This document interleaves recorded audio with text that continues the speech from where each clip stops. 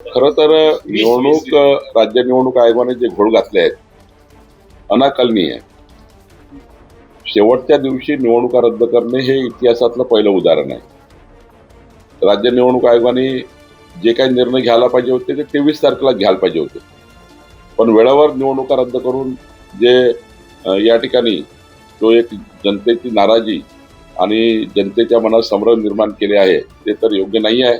आता लोकांची ही मागणी असेलच की बाबा एकत्र निवडणुकीचा निकाल लावा, ज्या वार्डात निवडणुका थांबल्या त्या वार्डाचं काय वगैरे.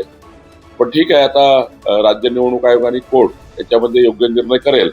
राज्य निवडणूक आयोगामध्ये फार हस्तक्षेप सरकार तर चालत नाही किंवा कोर्टामध्ये चालत नाही.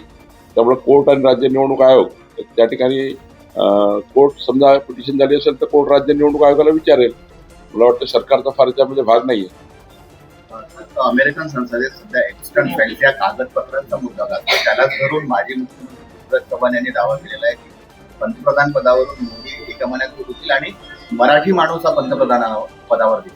काय पृथ्वीराज चव्हाण वगैरे लोक आहेत नाही पिसाळलेले आहेत. आता झालं ना पृथ्वीराजजी आपलं. आता कशाला तुम्ही ह्या काही सांगते पंतप्रधान बदलणारा वगैरे. राहुल गांधी निश्चित होत नाही 2047 पर्यंत हे आपल्या देशाला माहिती आहे. त्यामुळं चुकीच्या पद्धतीचा संभ्रम निर्माण करणे, काहीतरी फटाक्याची लढ टाकून देणे, फटाके फुसकी निघतात. हे पृथ्वीराज चव्हाणांनी एक फटाक्याची लढ टाकलेली आहे, फटाक्याची ती फोडण्याचा प्रयत्न केलाय, काही नाही आहे. मला वाटतं की महाराष्ट्र देशाचे पंतप्रधान नरेंद्र मोदीजींनी विश्वामध्ये, जगामध्ये, भारतामध्ये आपला विश्वास कमवलेला आहे आणि देशाची जनता मोदी हिच्या मागे उभी आहे.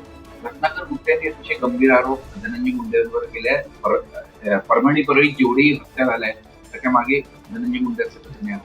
तिथे आता बीडची लढाई आहे.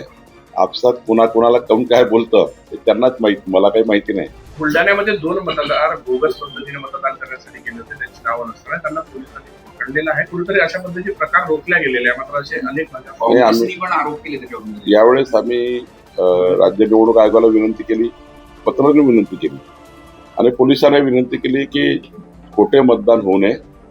दुबार मतदान ज्यांचे नाव आहेत त्यांनी खोट्या मतदानाचा फायदा घेऊ नये आणि त्यामुळं आयोगाने त्या ठिकाणी सतर्कता केली असेल आणि म्हणून पकडला गेला असेल.